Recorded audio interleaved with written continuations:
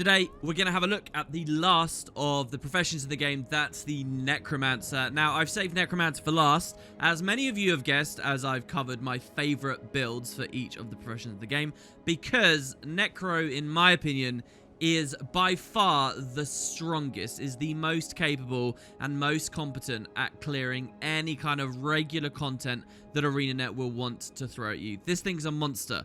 It can shake aggro and take hardly any damage in the first place. When it does, it's super sturdy. It gets all of its own vul and might and crit chance easily. It gets all of its own break bar damage easily. It's got mobility. It's got Condi Cleanse, anything you could look for. So today, I want to talk about exactly how I accomplish that, and that is on the elite specialization, Reaper.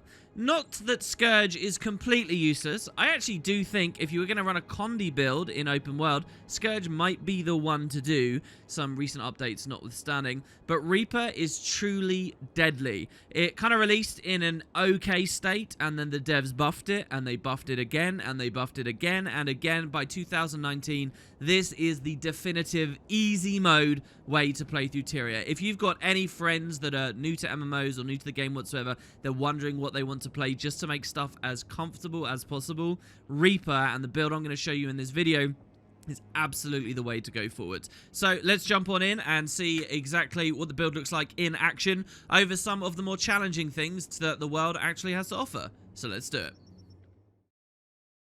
So let's open up with a very challenging area of the first map of POF with these 4 Flame Djinn. In all 8 other videos I've produced, I've shown these guys as kind of the ultimate challenge, the really difficult thing, and we can see how this build deals with them. By getting our minions up early, you see that the enemies aren't really attacking us. By using a couple of animations, we get most of their break bars. Now, I am being careful here to make sure I hit as many break bars as I can at once.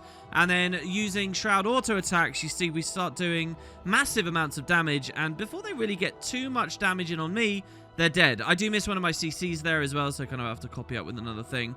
But his next break bar's down and he's over. That was my first attempt of the day, and I thought, wow, that was really easy. Let's see if it's a fluke. So this is a second attempt where I've actually built some sigil stacks as well.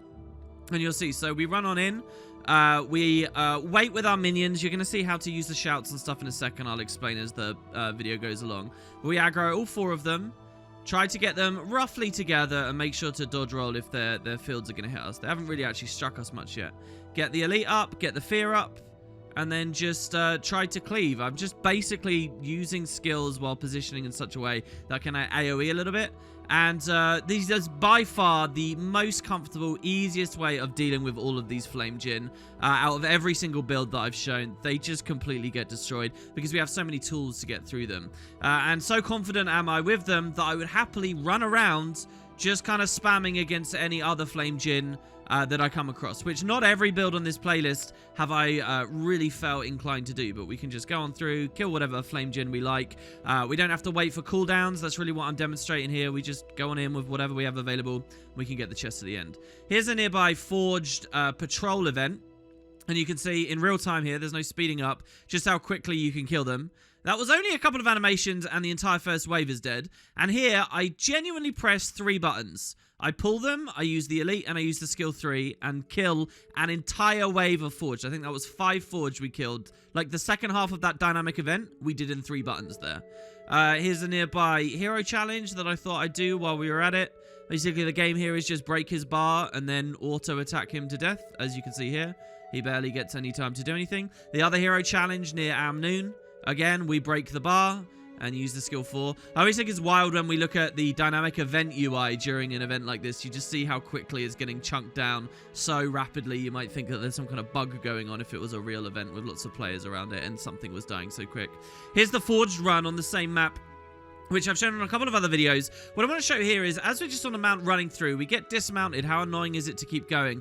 Well, on this build, it's awesome because we get a quick stun break, quick mobility, and because of our minions, I'll go into more detail in a second, we kind of don't even take any aggro because the enemies would rather fight them than me. So here again, there's a bunch of other things that might be trying to snipe us or CC us. On other builds, like even on some of the sturdier builds I've shown you that have got loads of active mitigation, doing the run up this hill like this, is not as comfortable for them as it is for us, where we can shake the aggro off of ourselves so freely. And having that stun break is obviously quite nice here. You're actually going to see I used the stun break back to back here. Because we used it a second ago, and now we've just been knocked back again, just as it comes off cooldown. So that leads us into this Crucible event, a group event. You're meant to have lots of players to deal with. I'm going to solo it on this build. The first phase is to break the break bar of these creatures, and then you can kill them, which, as you see, we do pretty comfortably. And you go to the 4 pillars, you spawn a big boss. This is a little bit into the boss fight. Now, what I'm doing at this time is I'm trying to fight this boss in the highest aggro area possible. So getting as many of the other forged on me as I can. You know, you can actually separate this boss quite comfortably from the rest. Which does mean I need to line of sight. Line of sighting is a little bit trickier on this build, you know, where you move behind a wall to force all the enemies to walk into your AoEs and things. Because your minions might mean that you can't line of sight. So anyway, I go for one there. He uses his big AoE and we've got to walk out. One thing this build is a little bit light on, this variant, and again, discussions will follow, is on resustain. But yeah, once we do that, we break his bar, or we try to break his bar, go in for as much damage. Again, just try to position to cleave as many other things as possible. And you see, the boss at the start of this clip was about 50% health. I went in for that one burn phase, and we put him to basically nothing. Here I go down, which I'm really happy to show you guys, because our downstate is absurdly overpowered. Here in downstate, I'm sustaining through his biggest nuke ability. And that's because of the synergy between our downstate auto attack and the Signet of Agony, which is just wild. So you can kind of just push through anything you really want. That's a group event champion we just soloed. Over to Heart of Thorns, some of these hero point trains. Most people end up getting a whole squad to do. Here I go for this Chuck Blitzer, who runs away from me the second the fight starts. So this takes a bit longer than it should. What's nice about this is, you've seen me fight this on other builds, when it puts the bubble up, A, we can break the bubble really quickly, but also the retaliation this boss gives itself from the bubble, we can instantly remove, because both of our weapon sets have corrupts, which are going to get rid of that boon. And then, of course, we won't find ourselves threatened by it at all. I think even at the speed that we're watching right now, it can be really hard to see when that retaliation goes on there. But it's basically every time he puts the bubble up. Again, you'll notice he's not focusing on me. Well, here he kind of did in a weird way. He sort of shot behind himself. He was focusing on my minions for most of this. Again, we can just kind of blow him up. Then you've got Pocket Raptors. What's it like if you're getting swarmed with these? Well, again, not really a problem. We actually do better the more outnumbered we are on this build in some respects. Here I aggro all the Pocket Raptors and the Stonehead at once, and it's the Stonehead knocking me down with the Pocket Raptors near me that puts me under the biggest threat here. And we even tank another attack from him as he's running back through in the other direction. But we do have range skills, so we can follow anyone even if they move a lot. And again, just break his break bar and then auto attack him down. Lastly, let's finish with the Balthazar fight, the final boss of Path of Fire. I really don't know how long it will be in the Icebrood Saga until we find a boss as intimidating as this guy. And I've shown you the full fight a couple of times before. What's nice here, again, is because we do a bit better when we are outnumbered, all these extra little forge that he spawns sometimes, I actually really like, because it gives me more value out of my shouts, which have these AoE components to them. But yeah, it's pretty simple on this one. Every time I enter Shroud, I can do enough damage, that's about 25% of his health, to get him to the next phase, largely. The big thing about this build is it's actually way stronger the lower health a target is. Like, we have very little might, and then when they start getting low health, we get epic might. And we get lots of modifiers as well, as the lower they are. So the opening phases of this boss battle take longer than the later ones, where we're now running around with 25 might and, you know, completely blowing things up, which you can kind of see here as the footage rolls through. His second 50% kind of got deleted. So there you have it, guys. That's the build in a variety of PvE locations, open world and story. Now, let's run on in. For the rest of the video, I'm going to tell you exactly how you can do this, what swaps are available, and for the last time, let's see exactly how I've built this so you can do it too. Let's jump on in. Okay, so Reaper. Reaper is so absurdly busted that there are any number of ways, really, you can build it. Different gear setups, different trait swaps, utility skills, and still be okay. What you're about to watch is my preferred, my favorite way, based on all of the philosophies I aligned at the start of this playlist. So, let's see exactly how I've done that. Let's open up with our weapons, I guess, and we'll go from there. So I'm running the Greatsword. and I'm running the Axe and the Warhorn. Let's talk first about Axe Warhorn. Well, the Reaper Shroud, all of these skills, they are melee, right? So are all of the greatsword skills. So I know that on this other weapon set, I wanted something range. For ranged options on Necro, you really, on power versions, Scepter isn't that good, and Staff isn't that great either, honestly. Staff is kind of more of a utility kit. It's better in the competitive formats. So I go with Axe. You could change the Axe into Dagger and get even higher like melee damage, but I think this is better at rounding the build out. The Axe skills are quite nice. First of all, the auto attack gives a lot of vulnerability. If the target's below half health, it gives 4 stacks of vuln every auto, and the autos come pretty quick.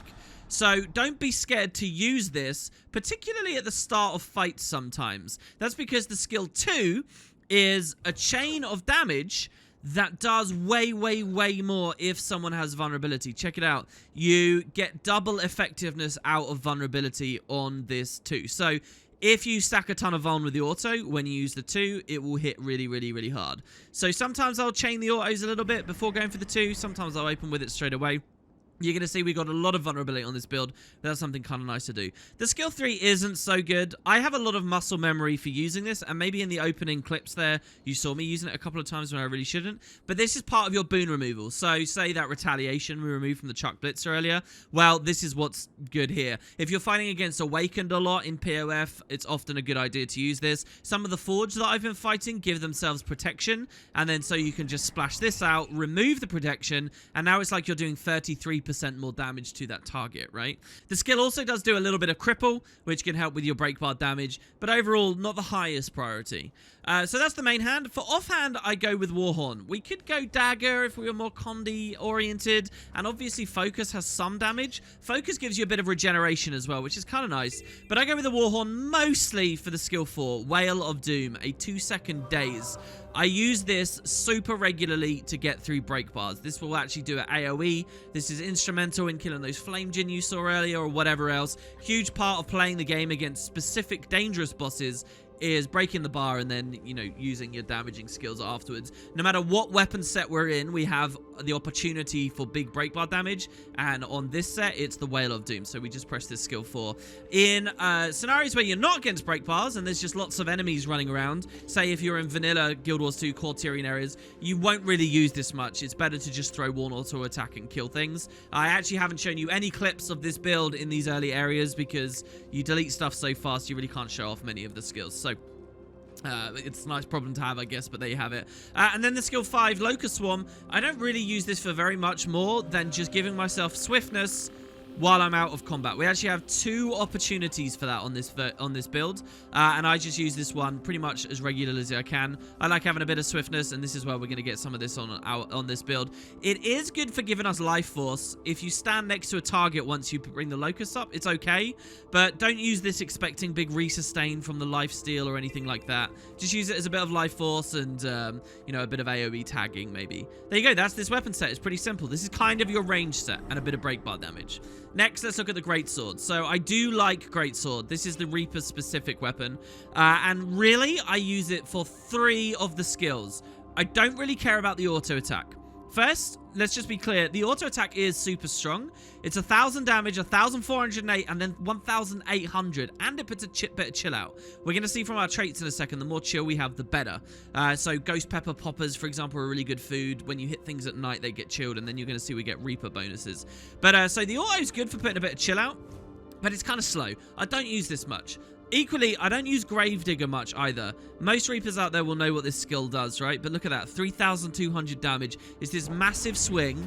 Boom. 1 significant impact of damage. But if they're below half health, you can spam it. You can just go 2, 2, 2, 2, 2. And if you rewind the video to the clips I showed you earlier, I did actually kill, I think, the Chuck Blitzer by spamming 2s on him eventually. Sometimes it's okay to spam the 2s. And it's a well finisher as well. So if you have a Dark Field up, then you get little life leech bolts. But overall, this isn't too high priority for me. What I really like about the Greatsword are the last 3 skills. First of all, Death Spiral. So opening with this is extremely important on the specific build I'm showing you here. What this will do is 12 vulnerability reasonable damage, and it will give you a good amount of life force, okay? Per hit, that's 2% life force, and we're going to hit him 6 times, right?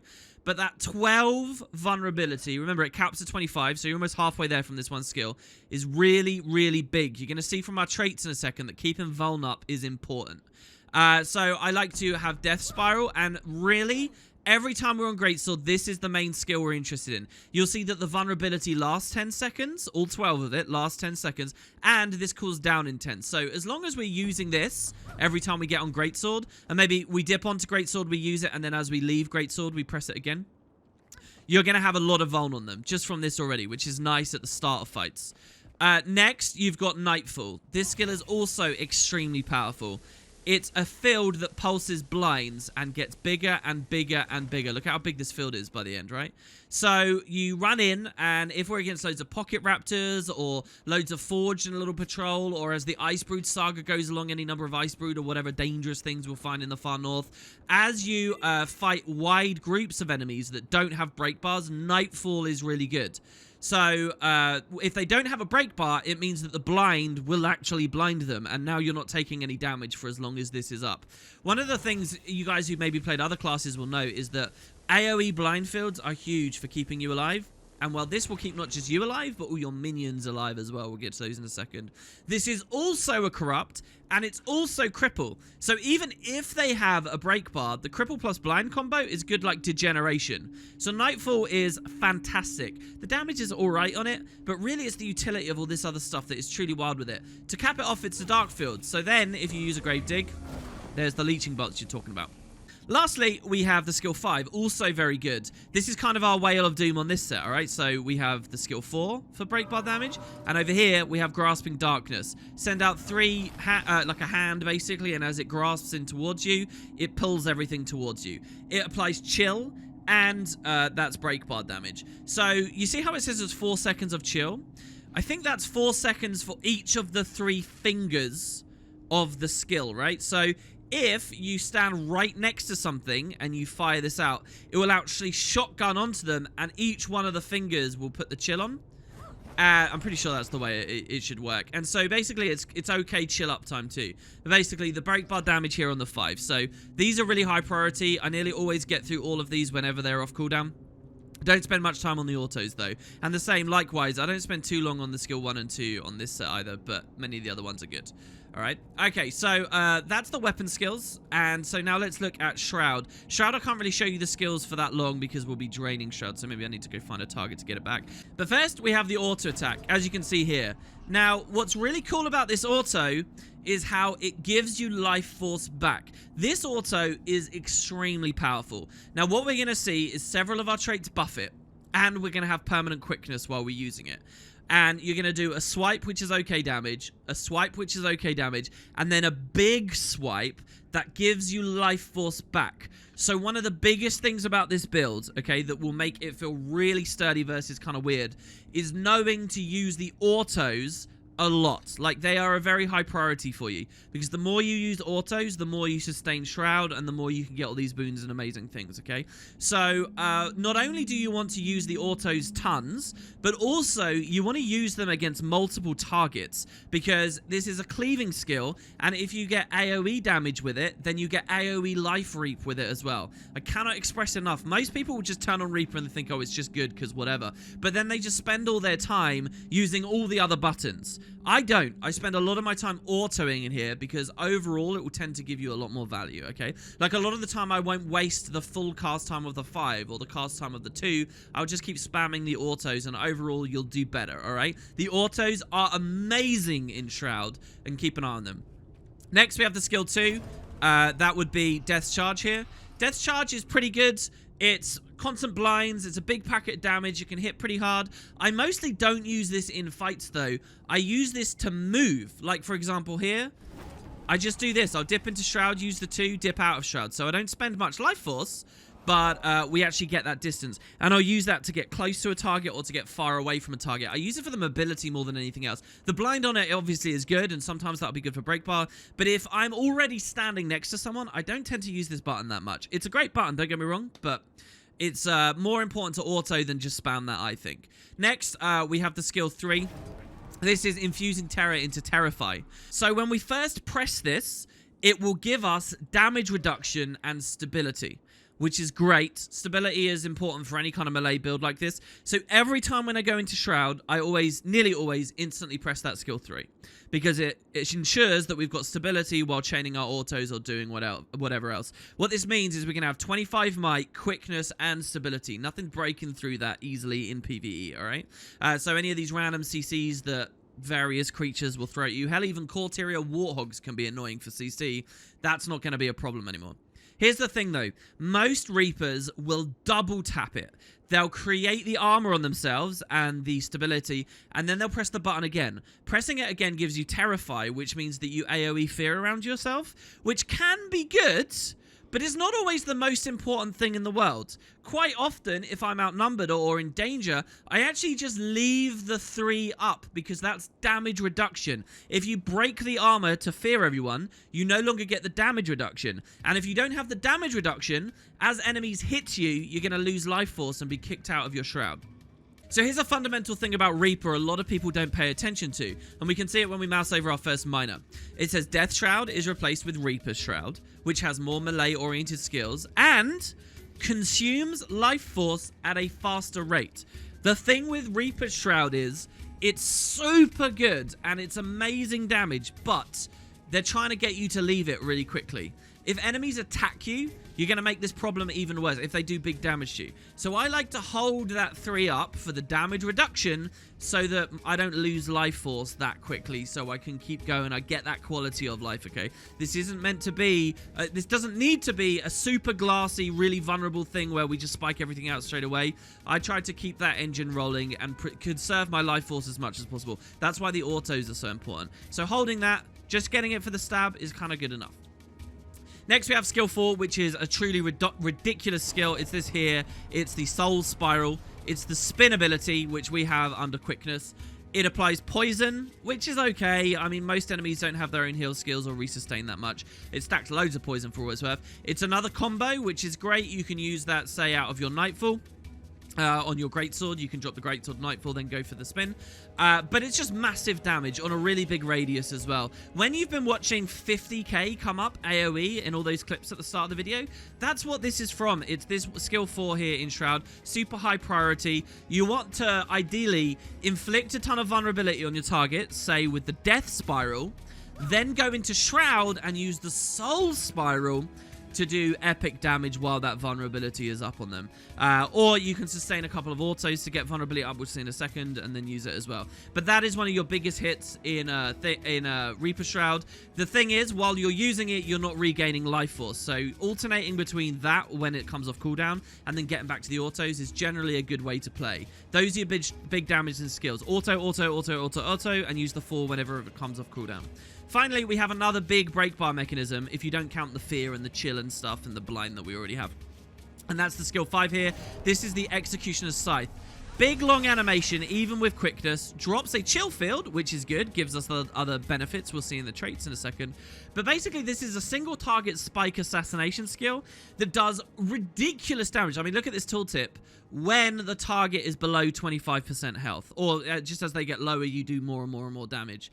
So a lot of Reapers will go into Shroud and they'll instantly use that 5.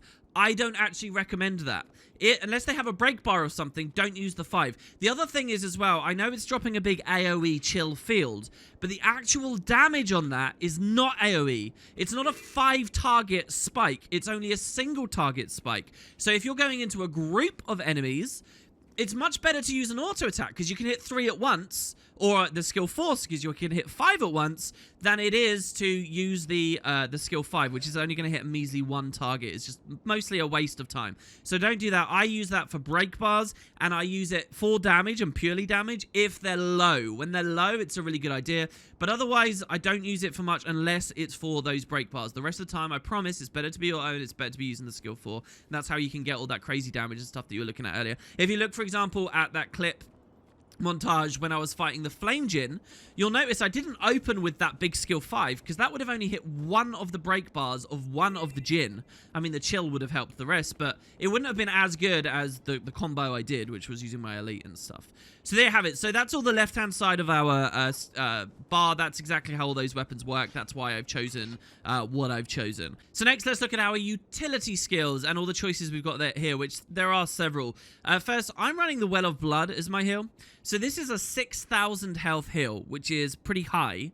That then will heal us even more over the next 5 seconds. The AoE of this heal as well will heal any minions we have, so this helps them to resustain just a bit. It's a light field, which we don't really worry about too much, and that's really why I run it, because it helps with the minions a bit, and it's just a good bulk heal.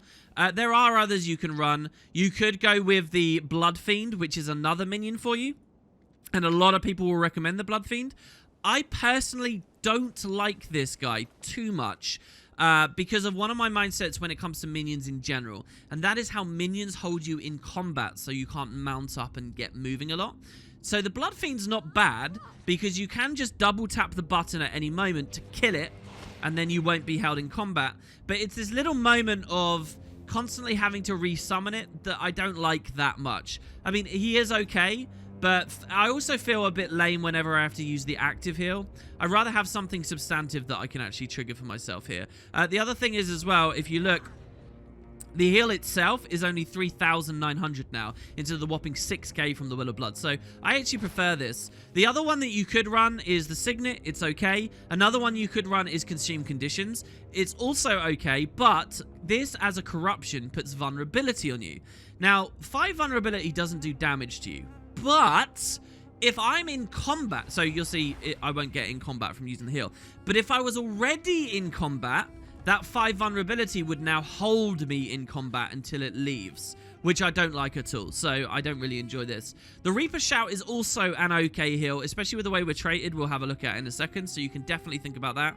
I think some people would take this mistakenly believing the Life Force is important, but I don't think it is that important. What's nice about this is it's a good heal. It's 4,500 on a very low cooldown and can actually be traded and used in such a way that it's on an extremely low cooldown. I'm talking almost spammable, all right? Seriously. So it's a good heal. I'll note as well, as a Sylvari, even the Healing Seed is kind of a fun heal. It's 6,500. This is actually the biggest heal I can get. And it creates another little thing which will take aggro away from me, which is kind of cool. So, yeah, but I'm going with the Well of Blood. But my closest next recommendation is actually the Reaper heal, Your Soul Is Mine. The other problem with Your Soul Is Mine is it's a lot like Consume Conditions, and it's a lot like Summon Blood Fiend. If you press this while, like, trying to run away from targets, you might accidentally attack one of the... Because this is an actual damaging hit. You might accidentally attack something you're trying to run away from and then sustain yourself in combat for even longer, which I just don't like.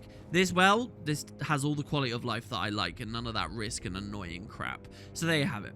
Now, let's look at the next 2 utility skills. I've opted for 2 minion slots. Some people believe that Reaper is best played with full minions, like the Minion Heal, the Minion Elite, minions. And that's because if you run minions, as I've mentioned so many times in this video, enemies will stop attacking you and will instead attack them. The minions also do a bit of damage for you. Not much, so don't worry about it too much. And I do believe in that, which is why I am running a couple. First, I'm running Summon Bone Minions, the 2 melee minions. I like this skill because it gives me 2 separate targets for enemies to attack instead of me. The other regular minion utility skills only give 1. So we could have run the Shadow Fiend, but it's only 1. We could have run the Bone Fiend, but it's only 1. Or the Worm. I don't generally like the Worm because it's ground targeted and it won't move with you. So if you want to run the Worm, you have to do this annoying thing where you break it by swapping the utility skill and then swapping it back or teleporting to it. It's just too stationary and annoying for PvE where you're constantly moving. Next, you have the Bone Fiend. Now, he's okay because his flip over skill won't kill him, and it actually gives you Immobilize, which is more break bar damage. Now, this is very good because it will stack on top of your other condies. Without this, we don't actually have Immobilize on this build, not unless we went for Dagger main hand or something, which I'm not recommending. So he's okay. The thing I don't like, though, necessarily is he's kind of ranged, so the odds that the enemies will hit him instead of me, because I'm going to go into melee and they're going to see me as the juiciest target, he's going to be standing back there. the odds are lower. So that's why I'm not running him. And the final one is the Shadow Fiend, which is a bit more chill for you, which gives you Reaper synergies. It's totally okay. Weakness on there, blind on there when you activate his Haunt skill. He's honestly not bad. I'm just going with the Bone Minions, again, because I do value having 2 different targets that enemies will hit instead of me. I think that overall, in my testing, this is my favorite way to play. In a similar vein, that's also why I'm running the Reaper Shroud Rise. So what this will do is whenever we activate it, we get a Shambling Horror. Now, the Shambling Horror will take damage off of us. Every time we get attacked, I didn't realize how intricate and cool his model is, to be honest. He will take the damage instead. So just from running this, we are way tankier. But then it's also going to give us more Shambling Horrors if we hit enemies with this. So this is actually a damaging skill that will hit up to 5 enemies. And if we press this and hit 5 enemies, we will get 5 minions, plus the guaranteed one that will always come out. So we can create a swarm of minions instantly from this one skill. The thing about Shambling Horrors, as you just noticed, is this is a minion type that will die. It won't be up forever. Like, the bone minions are infinite, but eventually these guys will go away. They only have a certain duration. Also, in fights, because they're taking damage from you, they tend to die pretty quickly too, just from actual being struck. So, for this reason, we're actually going to be running a trait that allows us to spam this skill way, way, way more. So this is why we're actually kind of a bit better when we're outnumbered, because if we've got lots of enemies against us, we can summon lots of Shambling Horrors. This build is set up in such a way that we can have pretty much infinite Shambling Horrors out with us once we're actually in fights, and that will become clear in a second. So I believe with just these 2, and the fact that we can get up like 7 minions pretty comfortably, we don't need any more minions. It's overkill to go beyond this. Hell, even you might not even need to fill this slot with a minion if you don't want to. I'm just running these slots. The rest of it is up to me, and it's all about quality of life and comfort. So that leaves us with our last utility skill, which I'm running Spectral Walk. And I know a lot of you guys watching this video will have been questioning this to a certain extent, but I really do like Spectral Walk. You might not have realized it's had a couple of updates in the recent years, so let's run through. Spectral Walk is a stun break. If I wasn't running Spectral Walk here, I wouldn't have a stun break on the build, and that would feel very awful. I know we got a lot of stability, but there are windows where we might get stunned, and just being able to hit this and keep moving is super important. Not only is it a stun break, which is big value on its own, and I really want to fill this slot with a stun break, but it also gives us a bit more swiftness in case our Warhorn 5... Our Warhorn 5 won't give us permanent swiftness. It's only a little bit of uptime, and then when we're off the weapon set, you know, we might not be able to instantly refresh it. So this is a ton of swiftness just on this utility skill on its own. It's 30 seconds, all right? Combined with the 5 now, we can always have perma-swiftness as we run around, as long as we're just using these 2 skills. So that's nice. And then also, while we are under the effects of the Spectral Walk, we get 2 more benefits. One of them is that we can teleport back to where we originally were, which is okay for getting yourself out of danger. Almost makes it feel like 2 stun breaks in 1. It's important to note that when you teleport back, it's not actually a stun break. But here, like, if I get stunned and I use this, I run away over here, and then a new creature has just stunned me again, I can port back, and it's like I've had 2 stun breaks here in the one skill. The teleport's okay and can be nice, but what I really like is just while we're in that mode of being green and translucent, when we've become a spectral ghost, we are cleansing conditions. So that's huge for me. This is our only raw condition cleanse on the builds. And that's important in PvE just for those little bits of lingering conditions that keep you held in combat and stop you from being able to leave and get on your mount or do whatever. Basically, whenever a fight ends, if you've got a little bit of condition on you, you can use Spectral Walk to cleanse it and move on. That's one thing that Consume Conditions isn't great for, because if you use Consume Conditions to get rid of Condies to get out of combat, well, it just gives you 5 vuln at the end anyway, and you're still in combat. It is important to note you can combo the 2. So you can use Consume Conditions, give yourself 5 vulnerability, and now eat the 5 vulnerability with Spectral Walk, and now you get to break. So you can use the 2 together if you really want. And it's important to note that whenever Spectral Walk eats a condition, it gives you Life Force 2. That's right. This skill is a stun break. It has mobility. It's a teleport. It's condition cleanse. And it gives us Reaper Shroud. Now, that's a lot of stuff, and for that reason, it's just so condensed. It's got so much on it that I really enjoy running it. So do consider this combo here, but getting all that extra life force from the Spectral Walk, what more could you want? You might be wondering about life force as well. Like, how much do we have? We get a bit on the Axe 2, we get a bit on the Death Spiral, we get a bit on our autos, and now I've told you a bit more here. Well, this is another big advantage from the minion skills that I do think we should talk about, and that's if you're summoning lots of minions, such as the bone minions, which you get 2, when they die, whether that's because you've killed them yourselves or any other mechanism, you do get life force. So look, as I blow these up, we get life force. And we get life force. And this allows us to stay in Reaper Shroud and do big stuff. I've had moments where I've had a ton of Rise minions up. I've been in Reaper Shroud. And the enemy's tried to do some big AoE. And instead of kicking me out, which it should, the AoE just ends up killing all my little minions. Because Rise means that they take the damage instead, half of it. They die, and then it shoots my life force up. So this is why Rise is so good as well. Because don't lose the life force in the first place, and then when the minions die, you get these big chunks of life force. So yeah, that's really a very powerful thing that helps to counteract the fact that we should be draining out quite quickly. So there you go, that's the main utilities. Then we've got the elite. Now you've got a couple of choices. Again, the flesh golem is perfectly fair. Even the lich form is kind of cool. So lich form is okay. The autos are quite strong. We also get the skill 4 here, which allows us to summon lots more minions. This is not as good as it looks, though. Yeah, they'll take a bit of aggro, but they deliberately die very quickly. The damage they do when they die isn't that good. And you might think, well, look, it's loads of life force. These ones don't give you life force. Look at that. I actually think that a really good buff to Lich form would be those giving the Necromancer life force, but ArenaNet haven't done that, so Lich is kind of okay, but the cooldown's huge. Like, look at this, 130 seconds. Really massive. You do also get another Fear on there, which is kind of good with the traits, but I wouldn't worry about Lich too much. Yeah, your main choice is going to be the Flesh Golem, or I actually like to run the Reaper Elite. The Reaper Elite is more stability for us when we trigger it.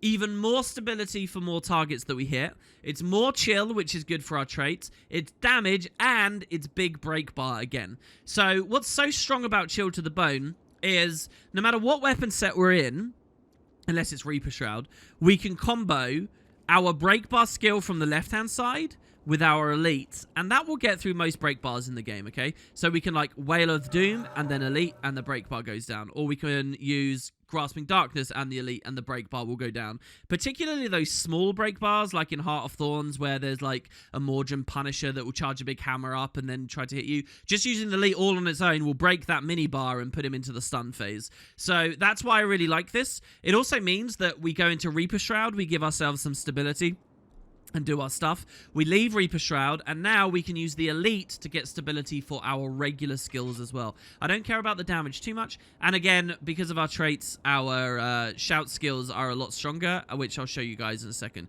So I really do like this. It's just such a powerful tool to get through stuff. Of course, the Flesh Golem does have its own stun mechanism on it as well, but it's less reliable, I find, because there's a bit of a delay on there, and sometimes the minion's dead or is running in a weird way or just straight up misses. This is just more compatible for me. Like, nice, easy trigger, and you can cancel cast it like I just did there as well if you feel like it's not going to land, and just make sure you're 100% safe. So this is a very cool elite skill. That's the way that I like to run it.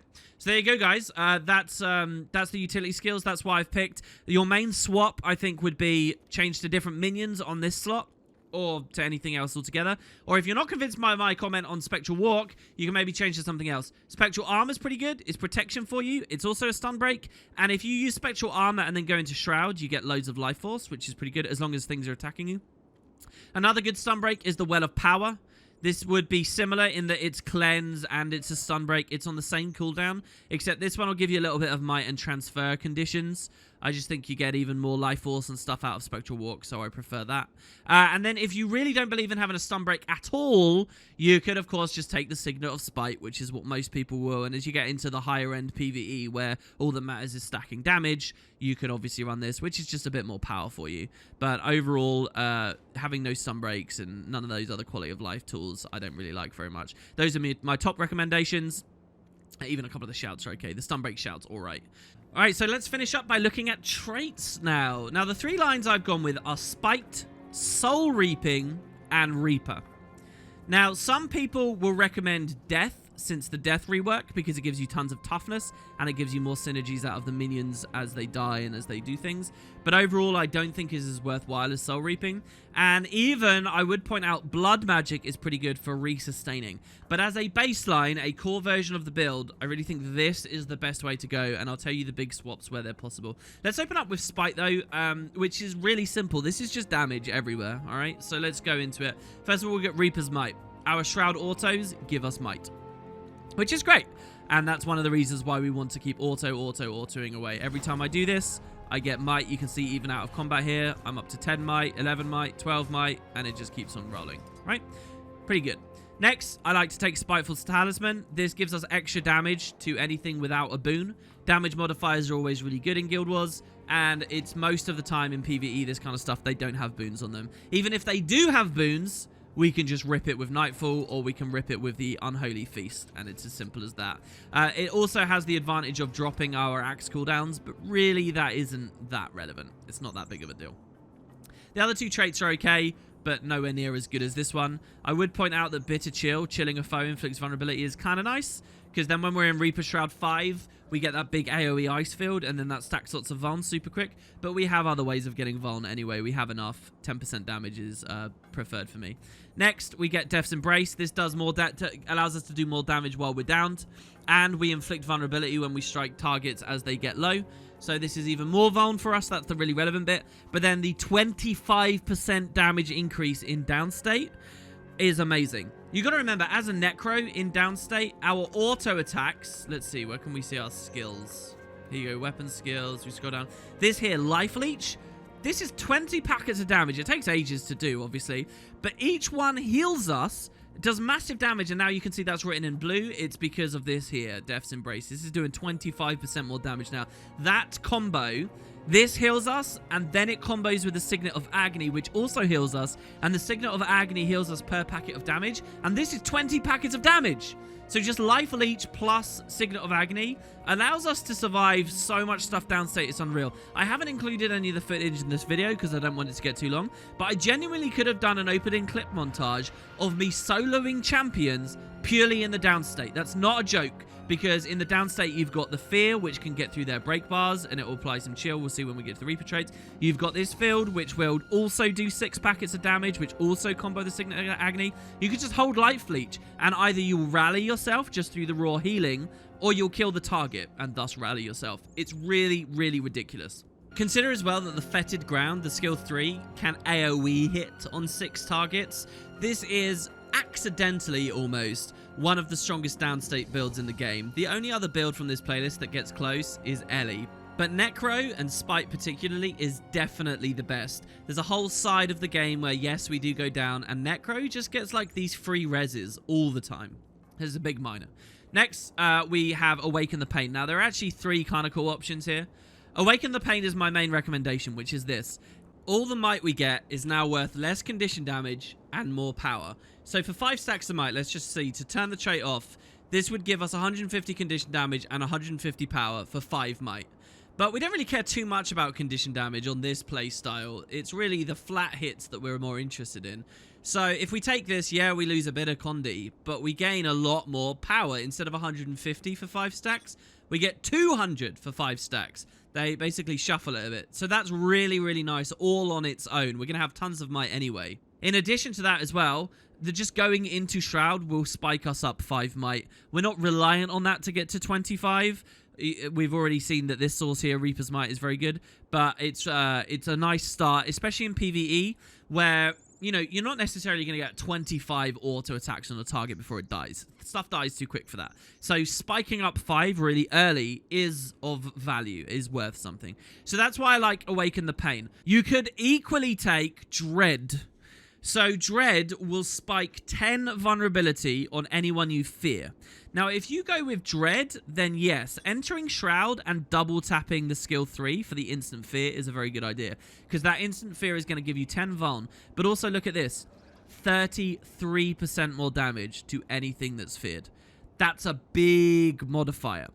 And so this is actually kind of okay. It won't last long, but most things you fight die very quickly. So this means you're going to get them in the window of 1 fear. You just go into Shroud, double tap the fear, and then use the skill 4 or the autos, and they just die. Like, if you want to see the biggest numbers possible, if the 50k soul spirals aren't enough for you, you want to see 70k soul spirals, Dread is the way to go. But overall, I do prefer Awaken the Pain. There's another choice up here as well, which is Chill of Death. It puts a bit of chill on any target as it starts to get low on a 16-second cooldown, and the chill's pretty good. It also does a ton of damage if they have lots of boons, but whether that's worthwhile kind of very much depends on what you're fighting. And it's not AoE either. So it's kind of rare to be in single target scenarios, like against bosses, that are giving themselves boons, but are also squishy enough for the spike to matter. So I wouldn't worry about this too much. It's more of a PvP thing. I much prefer Awaken the Pain. Next, we have Siphon Power. Now, this is a ton of the rest of our might. Between Reaper's Might and Siphon Power, we're going to get all the might we care about in the whole world. Look at this. Gain might when you strike a foe who's below half health. So every time this triggers, we get not just 1 might, we get 3 might. So if we hit someone below half health with a Shroud auto, it's 4 might. And we just keep going. 4 might, 4 might, 4 might, 4 might. You only have to do that a couple of times and you're already at 25. That's not counting the 5 that you got from Awaken the Pain. You're going to be up very, very, very easily. Siphon Power is nuts. It does have a 1-second cooldown. So if you're hitting more than once a second, you'll miss a little bit of the might. But overall, this will just spike you to 25 super easily as soon as they're below half. And again, because things are so squishy in the open world and so often below half health, it's brilliant. If you look at like the Balthazar fight from the start of this video, this is what I was talking about. Why we start hitting him so hard in the second half. In the first half of the fight, we only had like 9 might, somewhere around there, 9, 12, 13. Then as soon as he gets below half, we're just capped at 25 the whole time. Then we have the Grandmasters, which for me, really, there's only one big choice. I take Close to Death. This gives us 20% more damage to anything below half health. So as soon as they go below half health, we get Epic Might and we do 20% more damage straight up. What more could you ask for? If you have decided to take the Signet of Power, you might also like to take Signets of Suffering up here, which will give you more power out of the Signet and mean you get the Signet while in Shroud. What's especially cool about this setup, and I do actually recommend, is if you take this top Grandmaster, the Signet Grandmaster, you can run the Power Signet and you can run the Resurrection Signet. The Resurrection Signet passively gives you life force while in combat. And if you take the Grandmaster with it, that means while in Shroud, this Signet will keep giving you life force, which pretty much means as long as you are auto-attacking, you have infinite Reaper Shroud. So there are certain big events, like here in Path of Fire, where you're fighting the Doppelganger, the super sturdy... Oh, wait, which map is he? He's in the Ellen Riverlands. The super tanky, like, world boss event where you get a whole Zerg of people hitting this one target. If you run this setup here, you can go into Shroud in that meta event and just keep attacking him forever. You never have to leave Shroud because the autos plus the value from this will keep you in, which is pretty nice. As a general thing, though, that's not my recommendation. My main recommendation is to have these swaps, but do try it out. It's pretty cool. So there you go, that's Spite. It's just all about damage for me. Next, let's have a look at Soul Reaping. So Soul Reaping is kind of your 5th line as Necromancer. It just gives you lots of stuff that interact with Life Force. And of course, we care about Reaper Shroud massively, so it's super useful here. The first minor is Gluttony. We get extra Life Force whenever we would get Life Force. Obviously, that's really nice. Next, we get Unyielding Blast. Our auto attacks give us vulnerability. So from Spite, our autos give us Might. And from Soul Reaping, our autos give us Vuln. Now, this is double the Vuln than it is the Might. It's 2 Vuln. So again, as long as we do a couple of autos, we'll get the 25 vulnerability very quickly. You open with the Death Spiral for 12. A couple of autos later, they're at max Vuln. And that's it. That's really all there is to it. That's how easily this build gets 25 Might, 25 Vuln, 25, and then full-on quickness, right? With Stab or whatever else it needs. You'll notice that we haven't had a single source of Fury yet, but that won't matter. This vulnerability stacking, I'll come back to in a second. So yeah, the other traits are okay, but definitely not as good as this. You could maybe run a totally different setup where you take swiftness here, and then you don't need it here, and you can run like the well for a bit more vuln and stuff. But then it's more cooldown dependent. It doesn't just keep flowing and chaining through kills, so that's not my recommendation. Next, we've got Sinister Shroud. Shroud skills gain reduced recharge. This is obviously fantastic. It lets you use the skill 4 in Shroud more regularly, the skill 5 more regularly. Brilliant stuff. Next, we've got Soul Barbs. Entering or exiting Shroud increases our damage by 10% for the next 10 seconds. So let's be clear about this. When you go into Shroud, you get 10% more damage. If you manage to stay in Shroud for ages and ages and ages, then this will go away.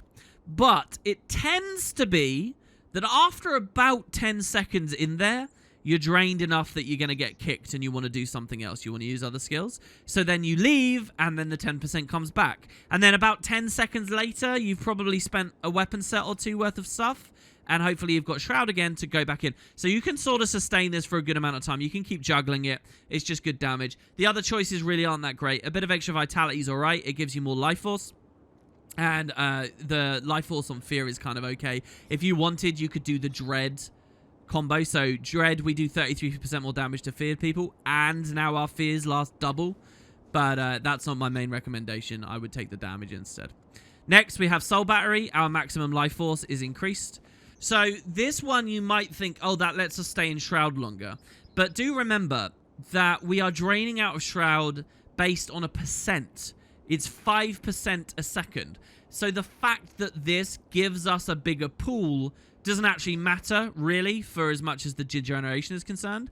But what having a bigger pool does do is it means when enemies attack us, we take less, you know, life force proportional damage and we can stay in Shroud longer versus enemy strikes. Does that make sense? And we'll talk about that again in a second when I talk about gear in a minute. Then finally for the Grandmaster, Death Perception. Gain increased critical strike chance and increased ferocity by 300 when in Shroud. So that's 33% crit chance and it's 300 ferocity. This trait alone is fantastic for meaning you don't have to build crit chance into your gear. 33% while we're in Shroud, a lot of our big damage is in Shroud. I do want to point out though that we also have a lot of big damage out of Shroud, especially if we're at a point of spamming Gravediggers, or, you know, we're rolling through big ghastly claws and stuff.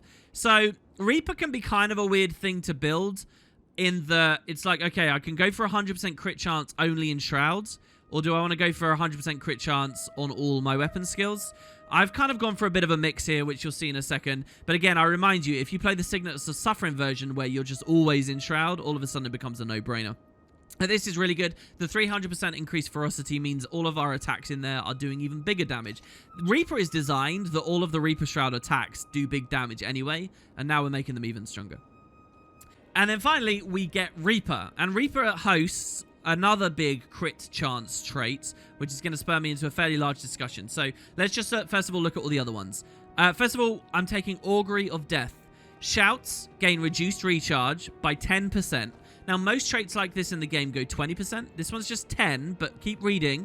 They siphon health and gain additional recharge reduction for each foe they hit, and that's 5% each. So, let's look back at the two shouts we're running. We're running Rise for minions, and we're running Chill to the Bone. Rise is reading a 36-second cooldown now that it's traded. It used to be 40. It's now 36. What this means, though, is if I can actually hit 5 targets with this, I can I've basically halved the cooldown of Rise, right? Rise is going to come back super quick. So the minions last 25 seconds, but I can Rise again really, really soon. So because of this trait, when we're outnumbered, we can start spamming Rise really hard and have super high minion uptime. We're not going to have any problem keeping those minions going, and refreshing minions when they get a bit low on health because they've been taking damage for us is fine. On top of that, we even get Life Siphon out of it. The same here with the Elite. This means that we get way more stability uptime. This means that we get our break bars back quicker. So the Elite already gives us stability and more stability the more targets we hit. Well, now, if we hit 5 targets with this, we give ourselves like 10 stability for 10 seconds, and the shout's going to be back in like 40 seconds or something. It's just ridiculous uptime on breaking break bars and keeping the stability for ourselves. So I love this trait. If you're not entirely convinced, you could actually run Chilling Nova.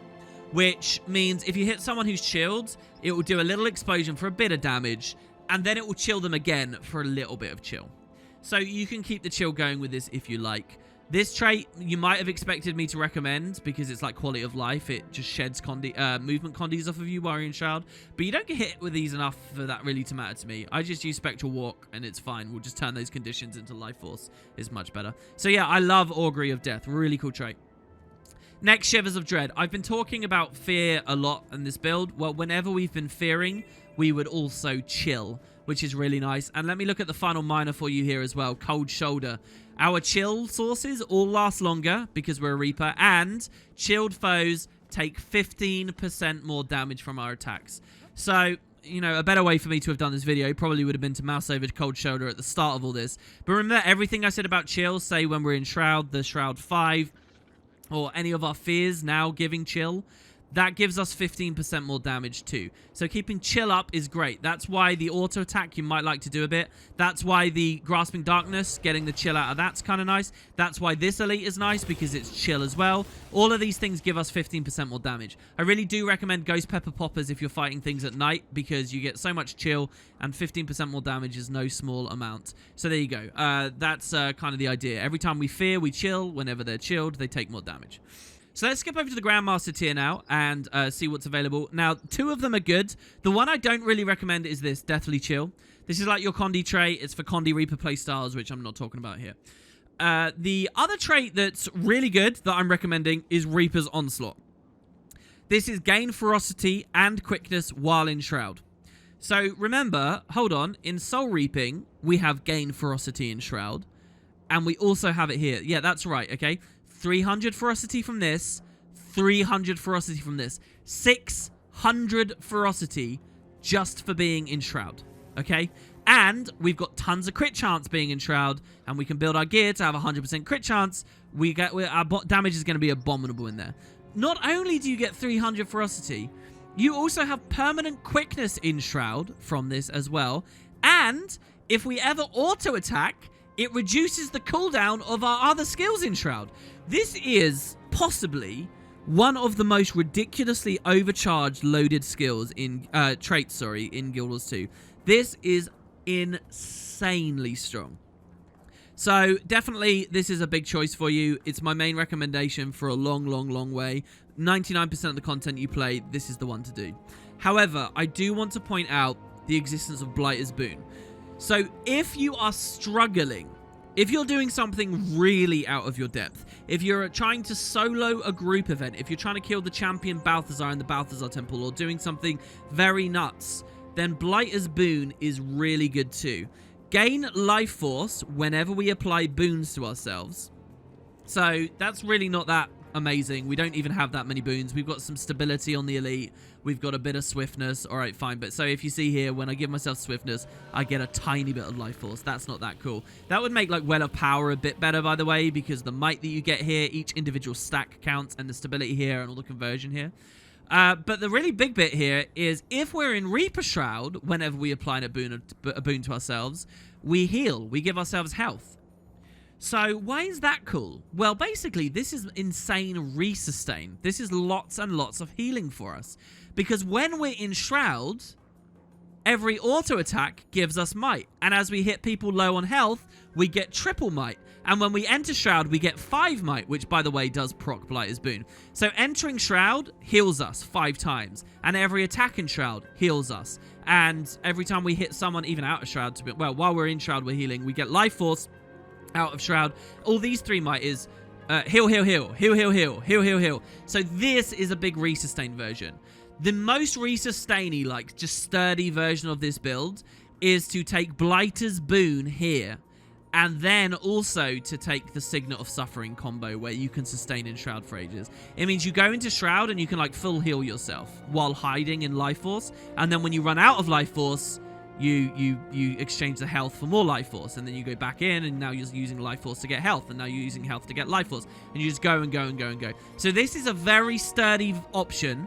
And again, if you ever find struggling, if you're like, oh, I want to do a hero challenge, but I'm messing this up a little bit. If you're trying to solo a hero point chain in Heart of Thorns and you're just not quite getting it, just make this swap. This is all you have to do. Just make this swap here and you'll be fine. And that's something that's kind of cool about Reaper. If you watch my Warrior video, you'll see that Warrior has kind of a similar selection with one of its Grandmasters as well. Take the really big damage, or you can just make one swap and then suddenly get really, really sustaining.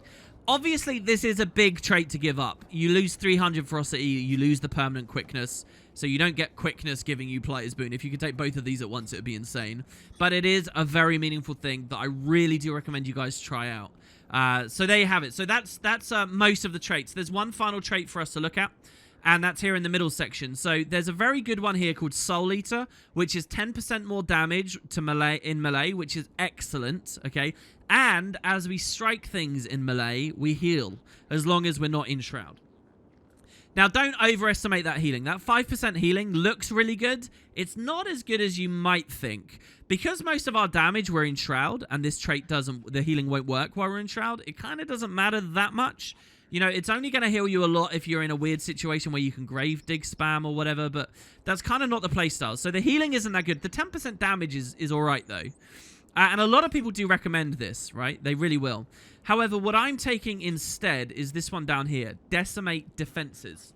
Now, because I have chosen this, it does affect my gear a bit. So in this video, I am going to talk a bit about gear. So Decimate Defenses is this. Striking a foe who has vulnerability increases my critical hit chance. And you get more crit chance for each stack of vuln by 2%. So, unpacked, what this means is if I hit someone with 25 vulnerability, I have 50% crit chance. Yeah, I'm not joking. 50% from a single trait that isn't even a Grandmaster trait. That is wild. That is so insanely huge. And this works in and out of Shroud, okay? So, remember what I said to you guys about the skills and the playstyle? That means that if I use Death Spiral on the opener, I give them 12 vuln, and that's giving me 24% increased chance to crit. And that means now as well that the Unyielding Blast trait here, which is double vuln every auto attack, is also really important. This build will stack 25 vuln on a target very quickly. Don't forget as well that in Spite we do vulnerability when they get low. They will have 25 vuln, but you want to get it on there quick. That's why this is important, the Death Spiral. Make sure you prioritize getting the vulnerability going. You remember ages ago as well on the Axe set, our Axe autos spike vuln on the target as well. If they're below half health, every Axe auto is 4 vuln. And then the Ghastly Claws also does lots of damage against vuln, but doesn't apply itself. So keeping the vuln up is important. You do not need to run any sigils for vuln. You do not need to use Scale Venom for vuln or anything like this. The build has what it needs to keep the vuln on there. You just got to understand that a big part of it is opening with the Death Spiral. So, and then you won't be seeing any white numbers. What this means, guys, is that you really don't need to build much precision into your gear at all. Because we already have a 33% increased chance in Shroud and a 50% increase here. We're already, without looking at gear even remotely, at 83% chance while in Shroud.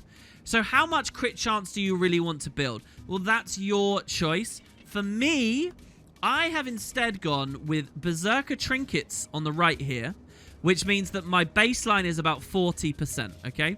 That means that while I'm in Shroud and I have 25 vuln on them, I am overcapping a bit. But it means out of Shroud, I'm more likely to get the Grave Dig crits, right? So that's there. But instead of going much more Zerk, I think I have Zerk weapons. I've actually chosen to go with Valkyrie Armor here. This is the choice I've gone. You could go in the other direction. This is not hard science. And I have a full gear video for you guys you can check out. But what Valkyrie does is it's basically Berserker gear, but instead of precision, it gives me vitality instead. So I get extra health. That's why I'm on 22k health. Because as a Reaper, you get so many obnoxiously, insanely overpowered traits that you can build your health up instead of going for even more precision. Getting this little bit of health is nice, not just because it's health, but because it's life force. So now, again, we can sustain in Shroud a bit longer. It's exactly the same as what I mentioned before, though, when I said about Soul Battery increasing our maximum life force. We will still drain at a % value, but when enemies attack us, we have a higher life force pool, so we won't be kicked out so quickly. And it's so important being in Shroud, as you can tell from the way that this is set up, that having that vitality is quite nice. So yeah, basically I mixed in a bit of Valkyrie gear. Finding that exact balance of precision is going to be up to you. Basically, if you see too many white numbers, then it's time to start focusing a bit more on applying the vulnerability, or just build a bit more crit chance. So there you go. That's the way that I've built it. I do acknowledge that there's a very glassy way of playing this, where you ignore this trait altogether, and you take Soul Eater instead for the flat 10%, and then you just make sure your crit chance is much higher, and you go much heavier on your gear. And you like put Fury on, for example. You'll see I don't need Fury. I don't have Fury on this build because I don't need it. But if you want, you could take Soul Eater and then take like Pack Runes or Fireworks Runes in that slot, and now you've got the Fury to help you out, and it might even out a bit more. But this is my preferred way of doing it, and that's how I've been playing the Reaper so far. That's how I accomplished what you saw in the opening montage. That's the balance that I like to go with for comfort versus damage. So there you have it, guys. That is the Reaper. This is genuinely what I think is the strongest version of an open world build. There are other builds that are obviously better in certain situations, but as an overall all-rounder, Reaper is absurd. And I'm happy to have left the best for last. So thanks, guys. Hope you enjoyed. Feel free to offer any criticisms, comments, discussion. Now that you've seen all 9 videos, I'm going to cap the series off with one final one. And if you've got any feedback about any of this, any of the builds particularly, or gear you think I overlooked, or little maths things, let me know, because I'll fill those out in that video. And I do recommend you guys all check it out, because any little mistakes I've made, I'd love to be able to clean up, and I should be able to have my moment to do that in that last video. Aside from that, feel free to check out the playlist in the description below to check out any of the other classes, which all are very strong in their own rights. And I hope you guys enjoyed. This has been a fun one. Thank you all so much. Take it easy, and have fun out there. See you next time, guys.